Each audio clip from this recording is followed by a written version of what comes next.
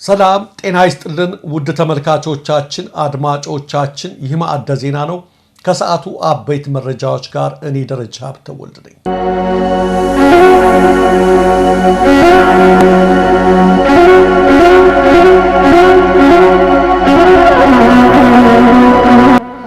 የጤና ባለሙያዎች የሥራ ማቆም አድማ ለሁለተኛ ቀን ተጠናክሮ ቀጥሏል።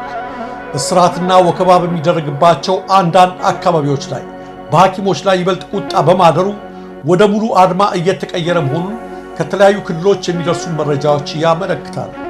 የመብት ጥያቄያቸውን በአግባቡና በሰለጠነ መንገድ ያነሱ ሐኪሞችን ከነጋውናቸው በጸጥታ ኃይሎች እያዋከቡ ማሰር በኢትዮጵያ ጤና ባለሙያዎችና በሙያ ላይ ጭምር የተቃጣ የንቀት እርምጃ ነው ያሉ በርካታ ሐኪሞች እየተወሰደ ያለው የኃይል እርምጃና እስር ነገሩን ያከፋዋል እንጂ አያበርደውም ሲሉ አስጠንቅቀዋል። አድማቸውንም ወደ ሙሉ ሰዓት አድማ መቀየራቸውን አስታውቀዋል።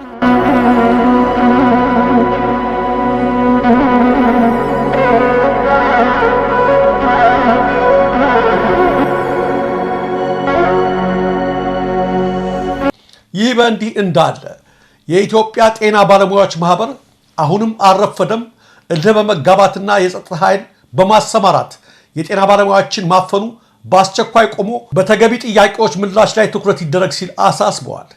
የጤና ባለሙያዎች ላቀረቧቸው ጥያቄዎች ተገቢውን ምላሽ ባለማግኘታቸው በሚያደርጓቸው እንቅስቃሴዎች የጸጥታ አካላት የሚፈጽሙት እስራትና አፈና ሊቆም ይገባል ሲል የኢትዮጵያ ጤና ባለሙያዎች ማህበር ትናንት ምሽት ባወጣው መግለጫ በአጽንኦት አሳስበዋል። የጤና ባለሙያዎች ሙሉ ለሙሉ ክፍሎችን አልዘጉም። ባለሙያዎች የወጡት ከማህበረሰቡ ስለሆነ የድንገተኛ ክፍሎችንም አልዘጉም። ይህም መሰረታዊ ጥያቄ ስላላቸው እንጂ ማህበረሰብን ለማገልገል ጽኑ ፍላጎት እንዳላቸው ማሳያ ነው።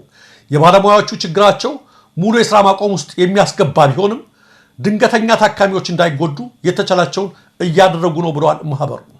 አክሎም እኛ ያሳሰብነው ጥያቄያቸውን መንግስት እንዲፈታላቸውና ባለሙያዎቹም ተገቢውን አገልግሎት እንዲሰጡ ነበር።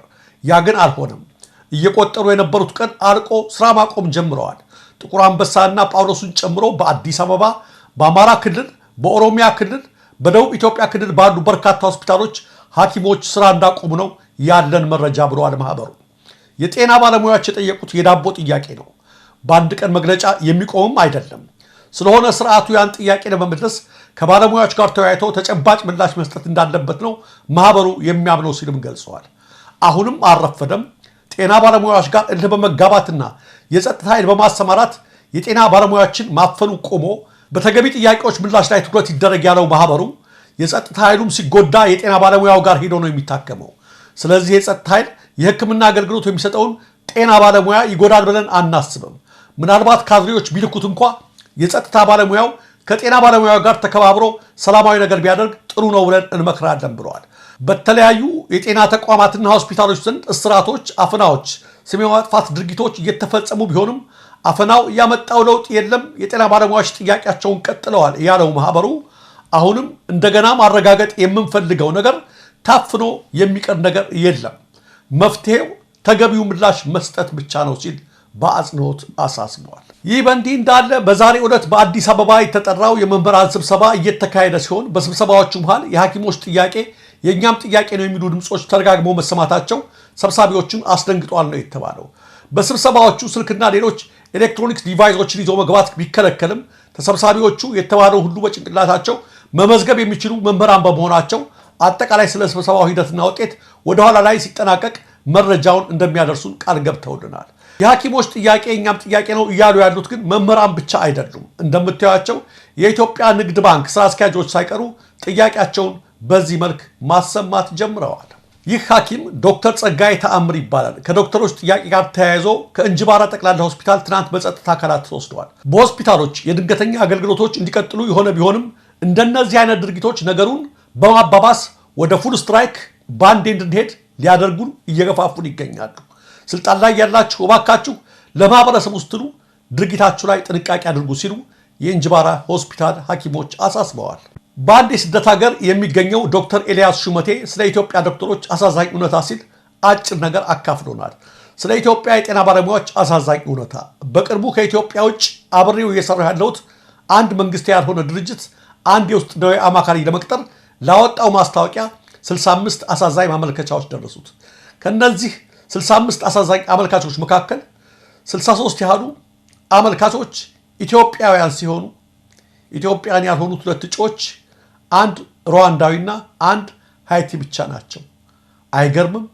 የኢትዮጵያ ሐኪሞች በዚህ ልክ ነው ወደ ውጭ ለመውጣት እየፈለጉ ያሉት። የምትመለከቱት ደግሞ አዋላጅ ነርስ ነው። አንዲት እናት ቤቷ ከወለደች በኋላ እሱ ወደሚሰራበት ጤና ጣቢያ ደም እየፈሰሳት ስለመጣች የሚችለው ሁሉ ካደረገ በኋላ ስላልቻለ ወደ ሆስፒታል ለማድረስ ሪፈር ሲላትም አምቡላንስ ማግኘት ስላልተቻለና የሚያደርስ በቂ ሰው ስለጠፋ ከሌሎች ሰዎች ጋር በመሆን እንዲተሸክሙ አድርሷታል። ለእግዚአብሔር ክብር ይድረሰውና ሴትዮዋ ተርፋለች ነው የተባለው።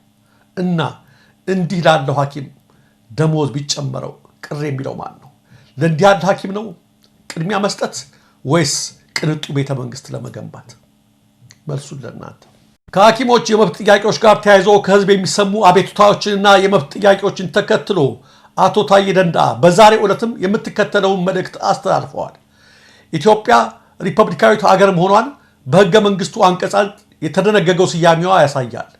የህዝብ ውክልና እንጂ መለኮታዊ የሚባል ስልጣን አለመኖሩን ልብ ይላሉ። በውክልና ህግ ደግሞ ማንኛውም ስምምነት የወካዩ ጥቅም ማስጠበቅ እስከቻለ ድረስ ብቻ ይቆያል። ጥቅሙ ሲነካ ወይም የተነካ ሲመስለው በማንኛውም ጊዜ ወካዩ ተወካዩን ሊያሰናብት ይችላል። ተወካዩ 5፣ 4፣ 3 ወይም 2 ዓመት እያለ በወካዩ ጥቅም መቀለድ አይችልም ማለት ነው። ይህ ለጠቅላላ እውቀት ነው ብለዋል አቶ ታዬ ደንደአ። ህዝብ አልፈልግም ሲል መርጦኛል ያለውን ሰው ሊያሰናብተው ይችላል እና አብይንም በቃችሁ ሊላቸው ይችላል። ምክንያቱም ኢትዮጵያ የንጉሥ ሀገር አይደለችም። አሁን የምትመራው ሪፐብሊካዊት ሀገር ነች። ያለው ህግ ድንጋጌ ባይሰራበትም እንደዛ ነው። ስለዚህ የህዝብን አመፅ ልታቆሙት አትችሉም እያለ ታዬ አሁንም እየነገራቸው ነው የሚገኘው። ተመልካቾቻችን፣ አድማጮቻችን ወደ ሌላ መረጃ ስናልፍ በእነማይ ወረዳ ወይራ ጉሬዛም ቀበሌ በአንድ ግሮሰሪ ቤት ሲዝናኑ በነበሩ የአገዛዙ ወታደሮች ላይ የቦምብ ጥቃት መፈጸሙ ተነገረ። በምስራቅ ጎጃም ዞን እነማይ ወረዳ ወይራ ጉሬዛም ቀበሌ ግንቦት 4 ቀን 2017 ዓ.ም አመሻሹን በአንድ ግሮሰሪ ቤት ሲዝናኑ በነበሩ የአገዛዙ ወታደሮች ላይ በተፈጸመ የቦምብ ጥቃት አንድ የመከላከያ ሰራዊት መካከለኛ አመራር ሲገደል ከአመራሩ ጋር የነበሩ 6 ሚሊሻ አባላትና ሌሎች ወታደሮች መቁሰላቸውን በአካባቢው ነዋሪ የሆኑ የአይን ምስክሮች ተናግረዋል። የአይን እማኞቹ ከቁስለኛ የሚሊሻ አባላቱ መካከል አንደኛው በቦምብ ጥቃቱ ግራግሩን ሙሉ በሙሉ አጥቷል ብለዋል። የቦምብ ጥቃቱን ተከትሎ በስፍራው የደረሱ የመከላከያ ከፍተኛ አዛዦች በብስጭት የእናንተው አጋሮች ናቸው ጥቃቱን የከፈቱብን በሚል 2 ታዳጊዎችን በአሰቃቂ ሁኔታ መረሸናቸውንም ነዋሪዎቹ ጨምረው ገልጸዋል። በጎሬዛም ቀበሌ በሚገኝ ግሮሰሪ ለተፈጸመውና መከላከያዎችና ሚሊሻዎች ሰለባ ለሆኑበት ጥቃት በአማራ ፋኖ ብሔራዊ ኃይል የበላይ ዘለቀ ክፍለ ጦር ኃላፊነቱን ወስዷል። ከ1 ዓመት በፊት የእነማይ ወረዳ ከፍተኛ አመራሮች በፋኖ መማረካቸው የሚታወስ ነው። የእነማይ ወረዳ ሚሊሻ ጽሕፈት ቤት ኃላፊ አቶ ዝግጁ፣ የወረዳው ፖሊስ ስራ ሂደት ኃላፊ ምክትል ኢንስፔክተር ተሻለ ባይጨክንና የወረዳው የግብርና ጽሕፈት ቤት ኃላፊ አቶ አልማው ከነሹፌሮቻቸውና ከነአጃቢዎቻቸው በፋኖ ቁጥጥር ስር ውለው እንደነበር መዘገቡ አይዘነጋም። ይህ ወጣት አማኑኤል የማነ ብርሃን ይባላል። የኢትዮጵያ ንግድ ባንክ ልደታ ቅርንጫፍ ዛጉዌ በምክትል ስራ አስኪያጅነት ያገለግል ነበር። የካቲት 10 ቀን 2017 ዓ.ም ግን ይሰራበት ከነበረው ከዚህ ቅርንጫፍ እስካሁን ማንነታቸው ባልታወቁ ሰዎች ተይዞ ተወስዶ እስካሁን ያለበት እንደማይታወቅ ዘመድ ጓደኞቹ ለመሰረት የሰጡት መረጃ ያሳያል። ቤተሰቡ ለሕዝብ ተወካዮች ምክር ቤት፣ ለጠቅላይ ሚኒስትር ጽሕፈት ቤት፣ ለፍትህ ሚኒስቴር፣ ለሰብአዊ መብቶች ኮሚሽን፣ ለፖሊስና ለደህንነት ቢሮ አቤት ቢሉም እስካሁን ምንም ምላሽ እንዳላገኙ ይናገራሉ። ማመልከቻቸውን በመጻፍ ይመለከተዋል የተባለ አካል ጋር ሁሉ መድረስ ቢሞክሩም መድረስ አልተቻለም።